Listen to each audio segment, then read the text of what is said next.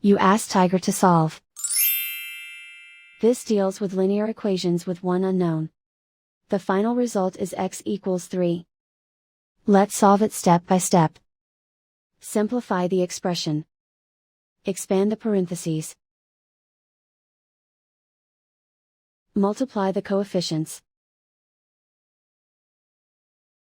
Simplify the arithmetic. Group all constants on the right side of the equation. Add 49 to both sides. Simplify the arithmetic.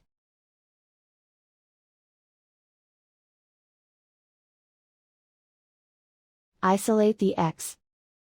Divide both sides by -56. Cancel out the negatives. Simplify the fraction. Cancel out the negatives. Find the greatest common factor of the numerator and denominator. Factor out and cancel the greatest common factor. And so the final result is x equals 3.